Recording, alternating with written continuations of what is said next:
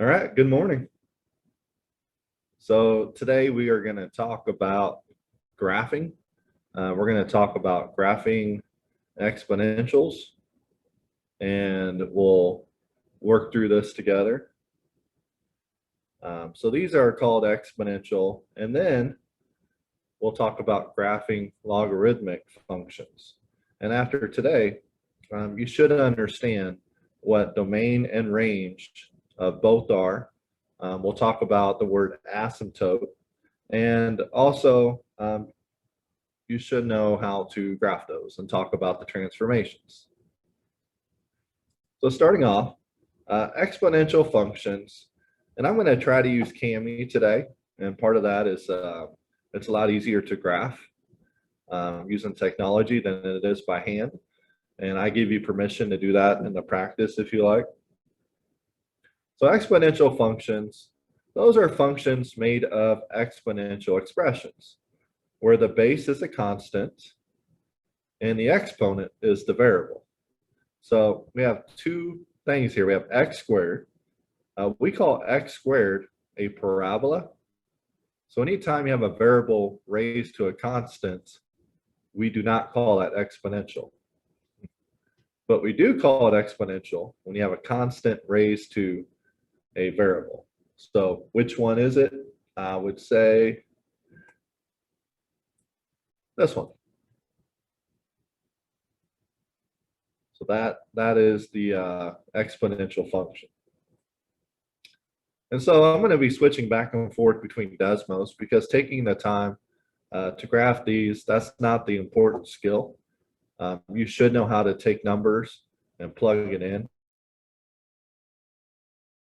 For example, plug in 0. You should know that 2 to the 0 is 1. And then if you plug 1 in for x, you should know that 2 to the 1 is 2. If you plug 2 in for x, you should know that 2 squared is 4. If you plug 3 in for x, you should know that 2 to the third is 8.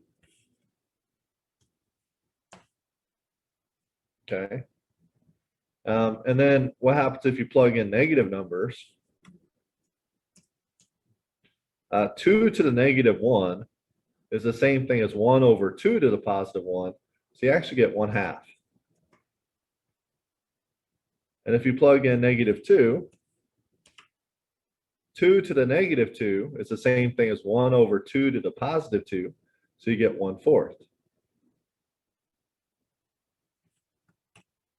So we're not going to fill in the table on all of these because that's a skill that you should know how to do. We're mostly going to be talking about the transformations. Now, if I were to graph this, probably that one. It would be at 0, 1.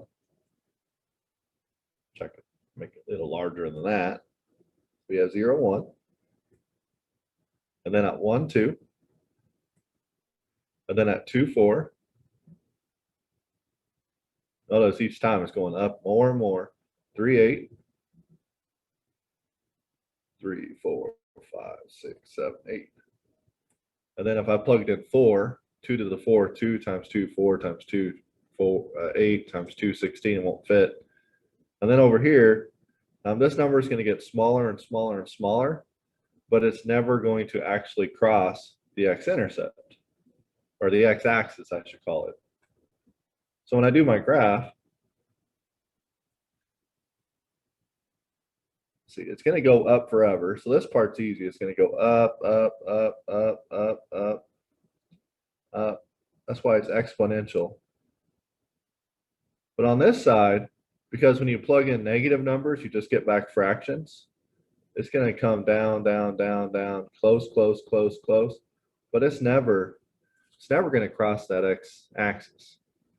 So we actually call that x-axis something. So it'll never cross this x-axis, never. We call that an asymptote.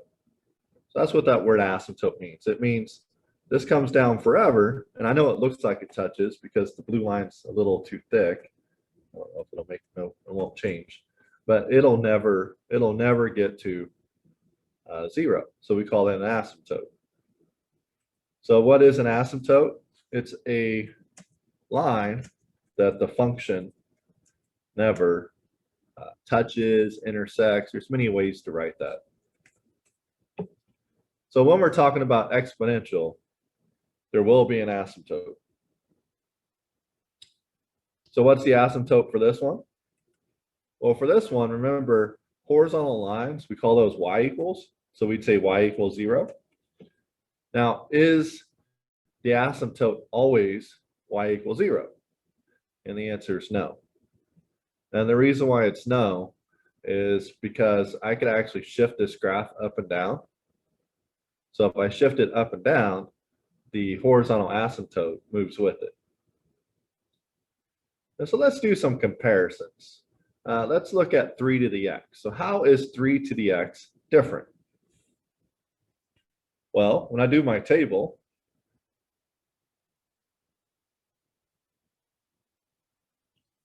I have 0. 3 to the 0 is 1. When I plug in 1, 3 to the 1 is 3. When I plug in 2, 3 squared is 9. And it doesn't go up past 10 here, so there's no point going further. Now, when I plug in -1, that'd be 3 to the -1. Move it down to the denominator to make it 3 to the +1. So you get 1 over 3. And for -2, you'd get 3 to the -2. Move it to the denominator to make the exponent positive. That'd be 1 over 3 squared. That'd be 1/9. And so notice this number will get smaller and smaller and smaller, but it will never get to 0. So what does this graph look like? It looks very, very similar. You still start at 0, 1. Then you go 1, 3.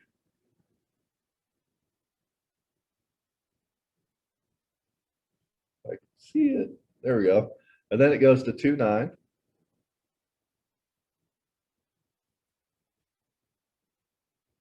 And then over here, it's hard to graph those, but it's just going to get smaller, smaller, smaller, never get over there.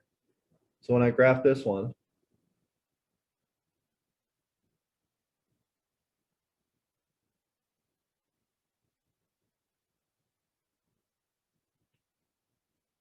and that's kind of a poor curve. I'm trying to draw with my hand.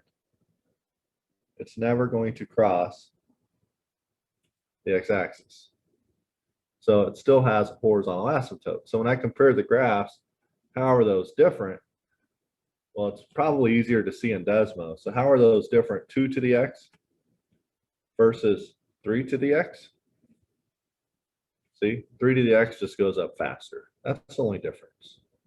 So whatever number I make this, it just goes up higher, higher, higher.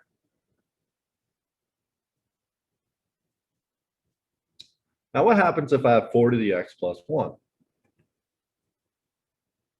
So here's 4 to the x. Let's go look at 4 to the x. That's what 4 to the x looks like. If I made this 4 to the x plus 1, look what happened. It shifted it up 1 unit. So, and again, I said I was going to do this, so hopefully you don't mind. I'm going to screenshot this.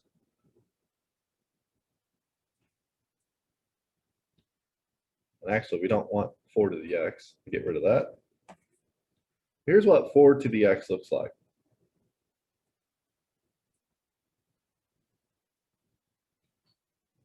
There. I do not want to draw. Why'd you draw? Oh, that's why.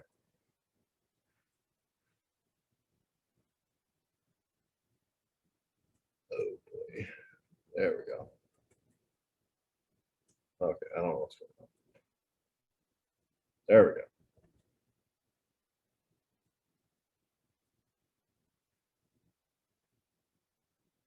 Here's 4 to the x plus 1. Zoom in a little bit. So all that changes is it starts at 1, okay? So what does this plus 1 do? It shifts it up 1 unit. So how are they different? The graph shifts up 1 unit. Okay, so these will always show exponential growth or decay. Grow or decay is much faster than linear. And then we've already talked about real life situations that grow exponentially, so I'm going to skip that part.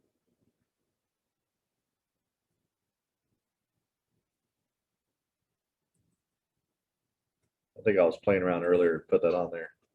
And so you're welcome for your notes. It's probably going to take too long to screenshot these and move them in, but let's just compare what's going on here. So let's look at 2 to the x versus 2 to the negative x. Let's look at those. So if I have 2 to the x, there we go. If I have 2 to the negative x, what happened? What happened from blue to black? Well, what happened was it was flipped this way. So because it was flipped this way, we would say reflected over the y-axis. And again, it'll just take way too long to screenshot all of these, but you're more than welcome to put those in your own notes. So from here to here, we could summarize that if you have a negative x, that is what we had. We had a negative x. What happens? It reflects over the y-axis. That's what that negative up there does. It reflects it over the y-axis. All right, now let's look at 2 to the x plus 2. So we have 2 to the x. Now let's look at 2 to the x plus, and you always have to type this up backwards, 2, oops, 2. I always have to work backwards on this. So what happened? Well, I know it looks like it shifted up. It did not. It did not shift up. It actually shifted left 2. Okay, so if you take this and you move it left 2, that's why it ends up at 4. Because if you put 0 in here, 0 plus 2 is 2.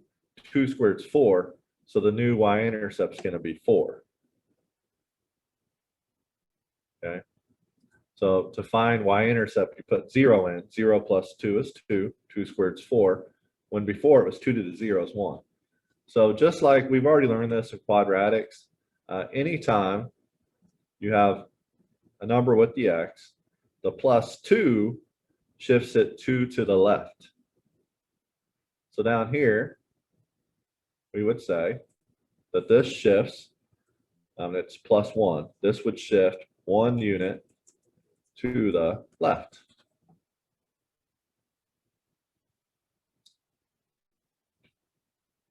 Now, what does it do when I have 2 to the x plus 2?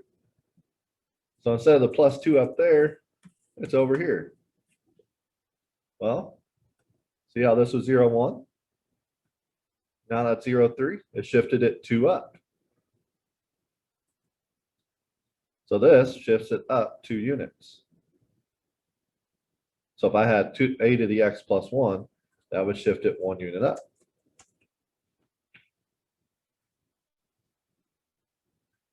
Now, what if I put the negative, instead of in the x, what if I put the negative out here? How does that change it? So here's my parent function. What if I had negative 2 to the x? Well, this graph has been reflected this way. So that'd be the x-axis. So anytime you put the negative out there, it reflects over the x-axis. So that would be this one.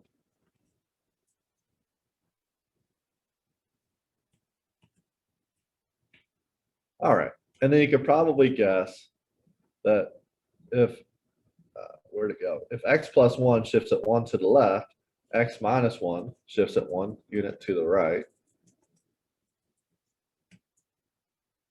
And then if you have a to the x minus 1, that shifts it 1 unit down.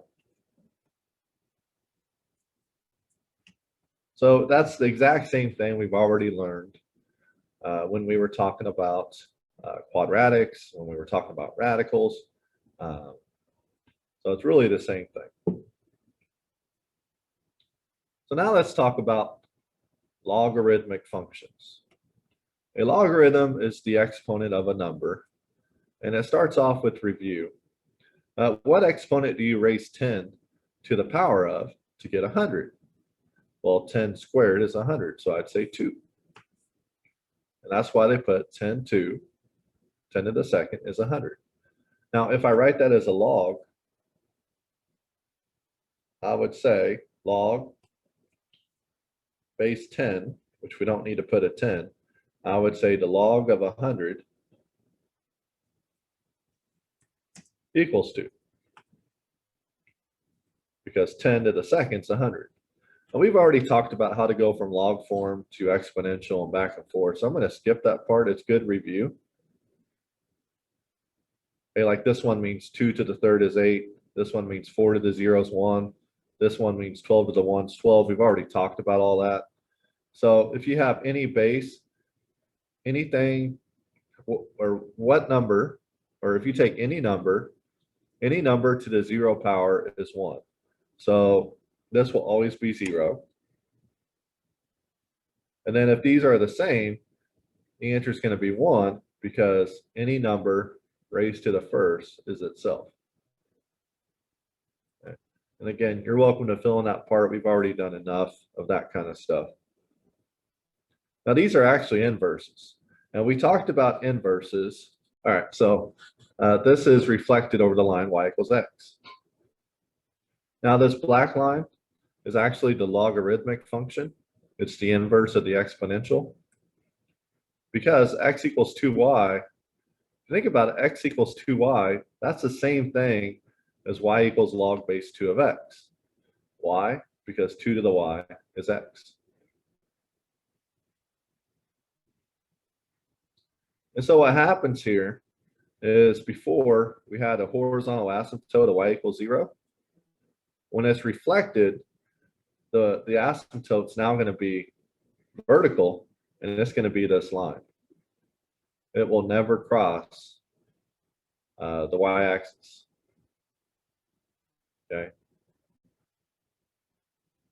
So logarithmic functions have a vertical asymptote at x equals 0. So what would I call the domain? I would call the domain x bigger than 0. Okay. It'll never become, it'll never be 0. It has an asymptote there. It'll never touch it. So make sure you don't put bigger than or equal to. Now the range is going to be all real numbers. This says that you can only use log base 10. That's not true. You could do logs on Desmos with any base. But let's just go see what happens here. What if I have log base 2 of x minus 2? Let me get rid of these. Let's start off with log. And if I hit shift underscore,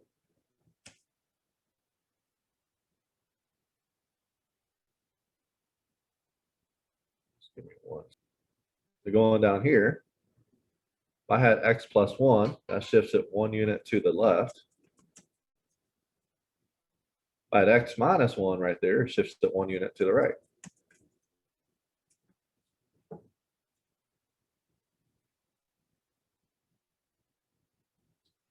Now, what are the domain of vertical asymptote for each function?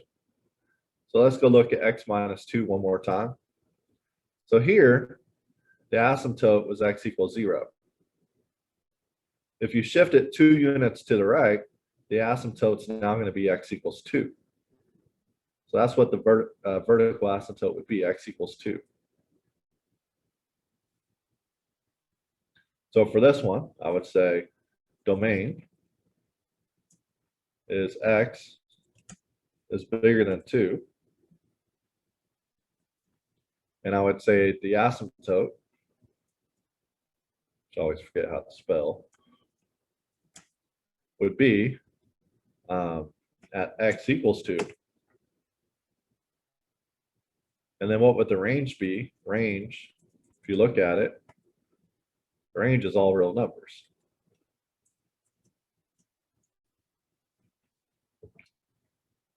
Okay. For this one, log base 2 of x plus 3.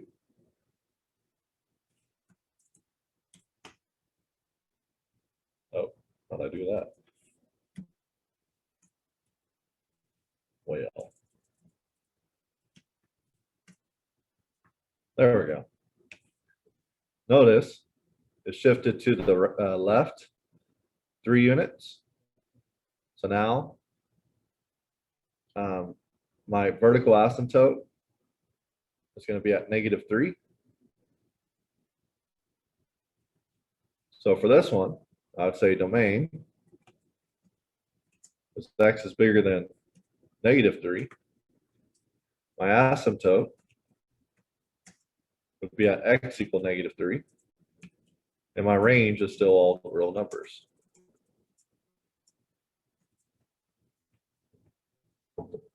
Okay. Now what happens if instead of putting the -2 in the parenthesis, I put it on the outside. Let's go see. So this time x, and then what were we doing? -2. Maybe get rid of this so it's easier to see. So it looks like, let's see. Looks like it just shifted down 2 units. Okay. So that's very important if you put this in parentheses or not. If you put this in parentheses, it shifts it left and right. If not, the calculator thinks this is just log of x and then -2. So what does this do? It shifts it 2 down. What does this do? It shifts it 3 up. So if I had +1, that shifts it 1 unit up. If I had -1, that shifts it 1 unit down.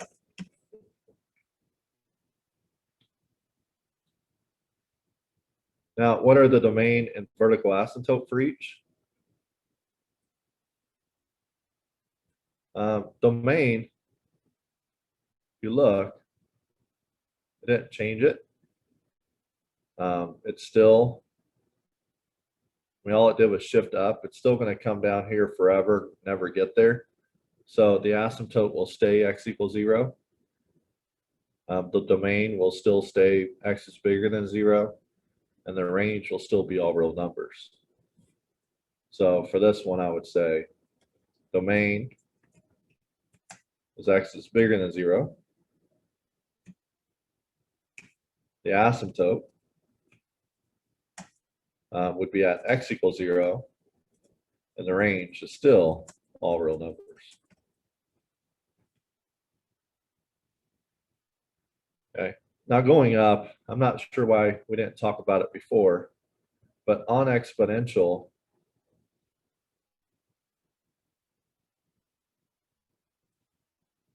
like if we had these, well, we did talk about asymptote. Never mind, I forgot. So other than that, I hope you're ready to graph. Just pay attention to what they look like. This is exponential. And then logarithmic kind of goes the other way, reflected over y equals x. They're just inverse functions. But other than that, I'll be on for office hours if you have any questions. Hope you have a good day. Nice to see you all. Bye-bye.